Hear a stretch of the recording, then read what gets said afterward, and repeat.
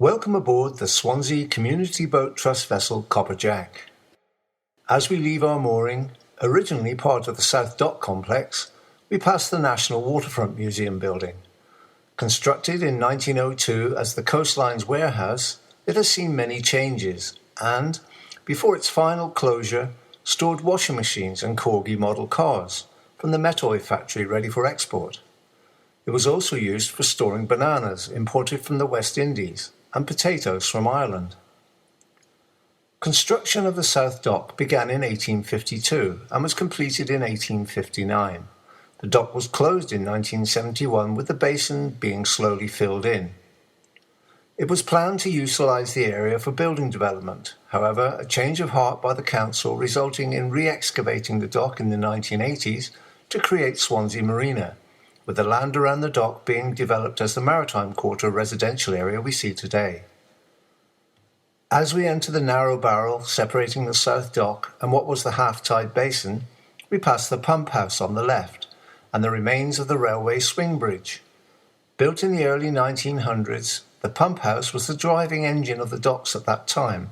Housing the hydraulic pump, it powered the lock gates, swing bridge, cranes and hoists using pressurised water.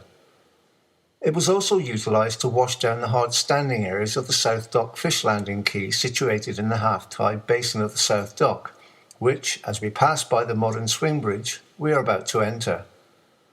Swansea's large fishing fleet of steam-powered deep-sea trawlers was moored here, and by the late 1920s were landing upwards of 15,000 tonnes of fish a year. Once we clear the Marina Lock, which is ahead, we will join the river and our voyage into Swansea's industrial history will begin. Leaving the South Dock complex, we enter the estuary of the River Tawe. Although a relatively short river, flowing a distance of less than 30 miles from its source in the foothills of the Brecon Beacons near the world-famous Danny Caves, the river has played a huge part in the industrial development of the area. To the right, a line of orange barrels indicates where a tidal barrage was constructed across the Tawe in the early 1990s. At that time, it was the first barrage across a tidal river in the UK. At the right-hand end of the barrage is the Tawe Lock, through which many of the pleasure craft we have seen will pass to access Swansea Bay and the Bristol Channel. The construction of the barrage has transformed the whole aspect of the area, with water being held back, forming a fairly consistent level within the tidal reaches of the lower Tawe Valley. That said, Swansea and the Bristol Channel has the second highest rise and fall of tide in the world, with a maximum range of 10.4 metres, second only to the Bay of Fundy in Nova Scotia's 16.3 metre range. Any incoming tide over 8 metres results in the water coming over the barrage, reversing the river flow upstream. Copper Jack is able to operate in tide levels up to 9.4 metres. Any tide above that renders it impossible for us to navigate under the bridges we travel beneath on our route. We now head upstream, passing the busy Swansea Yacht Club Marina to our left. The building overlooking this marina is now home to the Swansea Yacht and Sub-Aqua Club. When the docks were in full commercial operation, it functioned as an impounding station, which pumped water from the river into the South Dock basin to maintain adequate water levels for ships using the dock and for the continued operation of the lock gates. Among the new developments on our right, you will observe the long black roof of the J Shed, which, for a number of years, housed Swansea's fish market. The refurbished dock building is now comprised of offices and a number of restaurants which overlook the Prince of Wales Dock. Directly ahead of us is the Sail Bridge, which opened in June 2003 to provide a pedestrian and cycle link between the Old Town and the developing SA1 area. On the right, the red-bricked Victorian building, complete with chimney stack, is now a restaurant with housing above. It was originally built as an ice factory around 1880, supplying ice to Swansea's substantial fishing fleet and local fishmongers to keep the fish in prime condition. Italian cafes also used it for the production of ice cream. On the left, the yellow brick building was originally Swansea's first Guildhall. Built in 1825, it now houses the Dylan Thomas Centre and is managed by Swansea University. Near the Sainsbury's supermarket on your left would have been the original entrance to the North Dock, which opened in 1852. As the port of Swansea became ever busier with coal, copper, and other trades, a bend in the river was converted into a floating dock with gates to retain the water when the tide went out. The North Dock closed in 1928 and was filled in. Much of that original area is now the site of the River Tawe shopping complex. For the next half a mile, Copperjack travels along a man-made waterway known as the New Cut. It was constructed in the early 1840s, taking 300 men, working only with hand tools, more than 3 years to excavate. On the left bank, the supermarket car park is the site of Weaver's Flour Mill, constructed using reinforced concrete. It was built in 1897 and was the first building of its kind in Europe using that building process. It was demolished in the 1980s to improve vehicular access to Swansea. Because of the nature of its construction, the demolition took almost as long as the original build. 2 lumps of concrete with a small information plaque on the riverside walkway are all that remains of the iconic building. As we approach the 2 modern road bridges, we travel between 2 pillars of a high-level railway bridge. The centre span would open to allow high-masted sailing boats to travel upriver to the metallurgical industries that are developed along the riverbanks further upstream. Between the road bridges on the left-hand side, you can see a 3.7-inch heavy anti-aircraft gun. It was one of the guns sighted around Swansea during the war years, defending the town from air attacks. It is kept here as a monument to the air defence of the town and dedicated to the heroic people of Swansea who lost their lives or who were wounded on those fateful nights of the 19th, 20th and 21st of February 1941 during the Blitz. Just beyond the road bridges, on the right-hand side, marks the final resting place of the brigantine Lady Quirk. Built originally in 1876, it spent the last years of its working life transporting China clay. It was laid up at this point in 1947. Before the building of the barrage in 1990, its remains could be seen at every low tide, and was a favourite spot for anglers digging for ragworm to use as bait. Ahead, on the left-hand side, just before the new buildings, are the only remains of the abutment of a telescopic railway bridge. Its centre span would be drawn back to allow ships clear passage up and down the river. Within the estate of new houses on the west bank is the original site of the Cambrian Copper Works, which started production in 1720 before relocating further upstream. In 1764, the Cambrian pottery began production here, operating until 1870. It found great success by imitating the high-quality pottery made fashionable by Josiah Wedgwood in Staffordshire. A blue plaque can be seen at Sketty Hall commemorating Lewis John Dillwyn, who, for a number of years, owned the pottery and oversaw production of this fine china. As we travel upstream, you may have noticed rings of bubbles at fairly regular intervals in the water rising to the surface. This phenomenon is a result of air being released from a pipe that has been laid along the riverbed. The problem of deoxygenated river water, highlighted by the National Rivers Authority, was caused by the fact that the tidal barrier was letting seawater over the top of the barrage at high tides, but was not being allowed back out when the tide dropped. The salt water, being heavier than the fresh water, would rest on the riverbed, depriving freshwater fish and fauna of oxygen. The pumped bubbles mix the salt and fresh water together, simulating the natural ebb and flow process. The river now meets the exacting standards demanded by the Environment Agency. The quality of the river can easily be assessed by the presence of many species of fish, providing excellent feeding for cormorants, the large blackbirds that sometimes can be seen as we voyage up the river. Cormorants do not have oiled feathers like the ducks, moorhen and kingfishers who also populate the river. This is because they actually fly underwater to hunt their prey, and buoyancy would be a hindrance. After a few dives, their feathers become waterlogged, preventing the bird from flying. This is why you often see them perched on a branch with their wings outspread to dry out. Wildlife photographic sheets are available on board. Why not see what you can spot? As we pass some of the old quaysides, you may see the bollards that boats sailing upstream would moor up to. The difficulties posed by navigating a tidal river meant that if a vessel failed to reach its destination before the tide turned, they would have to wait for several hours while the river was reduced to a small stream before the next incoming tide refloated them and enabled their continued progress upriver. The scenery we are passing through now would be unrecognizable to the navigators at the height of the copper production era. The sulphurous smoke belching from the hundreds of chimneys stripped the hills and riverbanks of any greenery. The toxic waste that poured into the river further upstream polluted the water, and it was known locally as the Orange River. It was said that if you fell overboard, you wouldn't drown, you would dissolve. By the early 1960s, when the majority of industry had finished and the works abandoned, the Swansea Valley was the largest area of industrial dereliction in Europe. As we move into the area once referred to as Copperopolis, look out on your right-hand side for two rather insignificant walls partially covered in ivy. These are the remains of two tipping stations or coal drops. At this point, coal mined in the Llansamlet area would be transported by canal barges along the Smiths Canal to be loaded onto boats via a chute or a slide, which was fixed to the top of these masonry walls. The coal was transported to North Devon, Somerset, Ireland and France.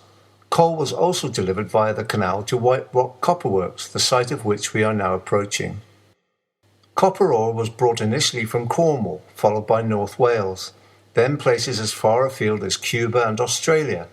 However, supplies from Valparaiso in Chile appear to have played a major role in Swansea's copper making. At one time, 90% of the world's finished copper was produced in Swansea. The ships and men who made the arduous journey from the Pacific Ocean, around Cape Horn and across the Atlantic to Swansea were known as Cape Horners. The copper barks were not large vessels and the voyage was very hazardous. Some crewmen were so traumatized by the return journey to Valparaiso they settled there, and to this day there is a thriving community of Cape Horners descendants living there.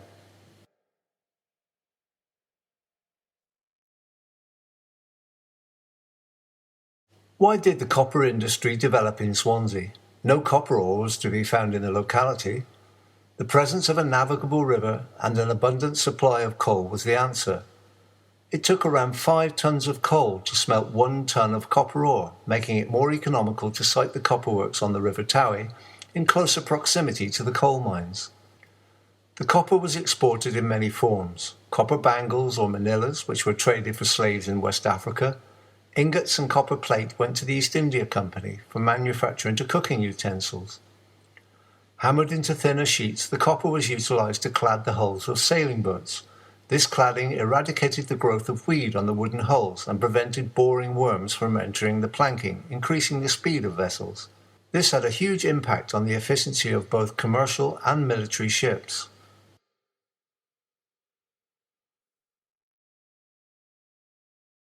As we continue upstream, on the right-hand bank we are now approaching the site of the White Rock Copper Works, which opened in 1737. There we can see the silted-up dock where boats carrying copper ore would be unloaded. The ramp at the far end of the dock was designed to accommodate the bowsprit, the wooden pole that projected from the bow of the vessel that supported the foresail. The Manila House, where the manillas were produced, was also sited here and was the subject of a Time Team television program excavation some years ago. Being a Quaker, the works owner, John Vivian, was not happy with this trade and eventually ended that line of production. Across the river, on the left-hand side, surrounded with scaffolding, safety fencing and vegetation, you can see the remains of the Vivian and Sons No. 1 locomotive shed. This housed a powerful Bear Garrett steam locomotive which transported copper slag, a byproduct of the copper-making process. The disposal of the slag presented huge logistical problems for the producers. Massive piles of the waste were created, and ingenious ways of recycling it were tried. Some of it was compressed to make capping stones for walls, which are still evident in areas of Swansea to this day. There were no bridges crossing the river at this time, so ferries were employed to transport workers and the general public from one bank to the other. As you can see from these old pictures, health and safety was not really an issue in those times. If you look carefully on the left-hand side, you can see a set of steps cut into the wall. This was the access to a private ferry for the use of the works management. Ahead, on the left bank, is the site of the Havard Copper Works and the remains of a rolling mill which was established by John Vivian in 1810. The Vivians owned copper mines and small copper works in Cornwall, but coming to Swansea to seek a better deal for his company, Vivian realised the potential of the readily available cheap coal.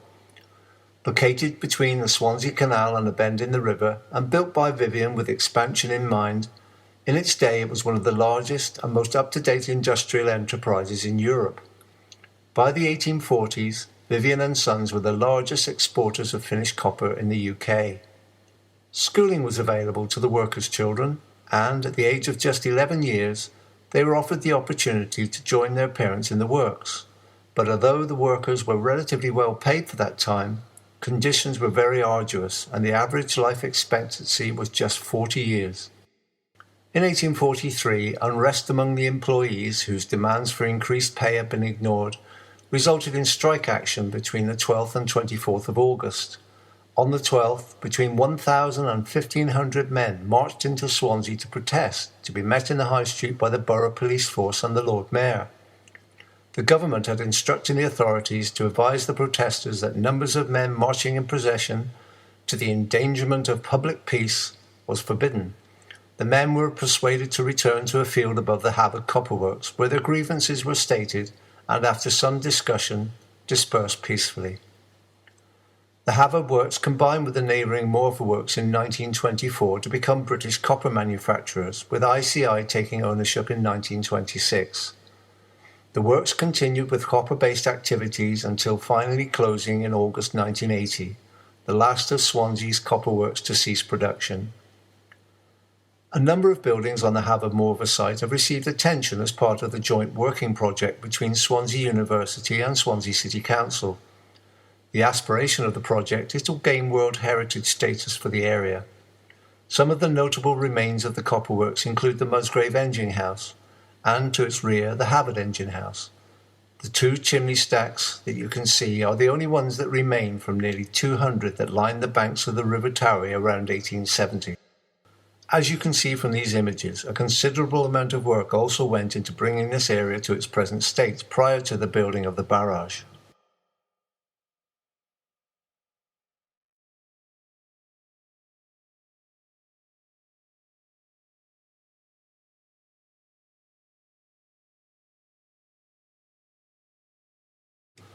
We are now in the middle of Copperopolis, with the former Middle Bank and Upper Bank copper works sites to the east and upstream from the White Rock Works. Between the apartment blocks of the Copper Quarter development on the right bank can be seen the last remaining building of the Upper Bank Copper Works. This is the only smelting hall still in existence at Swansea. The future of the hall, which is a listed building, is presently unclear. The Upper Bank Works had a varied history, but by 1783, as mentioned before, it was producing copper goods for the Liverpool slave trade and later on sheathing for warship hulls. From 1828 to 1907 it was operated by the Grenfell family. We have now reached our turning point, and here we can see a number of items of historical interest. Ahead is the wooden Morva Bascule Bridge. Built in 1909 to an American design, it carried railway wagons of waste from Morva Copper Works across the river to an area north of the Upper Bank Works. The bridge was finely balanced so it could be raised up to allow masted ships to head to the works further upstream. Due to the current dangerous state of the bridge, Copperjack is unable to journey further northward. On the skyline beyond the bridge is visible the remains of Morris Castle, or Castle Graig. It is really an early tenement building built for John Morris between 1768 and 1774 to house his colliery workers. The building was topped by fake battlements of compressed copper slag and housed around 40 families. However, it was something of a vanity project and, unfortunately, the location of the building being an arduous climb for already exhausted workers and the lack of running water resulted in it eventually being abandoned. Just beyond the modern bridge is the Liberty Stadium, home of Swansea City Football and the Ospreys rugby teams. Returning to the marina, if you have any queries, the crew will do their best to provide answers. We have a selection of souvenirs on sale as a reminder of your trip on Copperjack, and the galley is open for drink and snacks. The Swansea Community Boat Trust is a registered charity, and 95% of our drivers and crew are volunteers. If you might be interested in joining our number, please have a chat with one of our crew. If you'd like to make a donation towards our operating costs, however small, we have a collection box in the galley. Copperjack is also available for private hire, school groups and corporate events. We hope you have enjoyed the Copperjack River Tawe experience today, and thank you for sailing with us.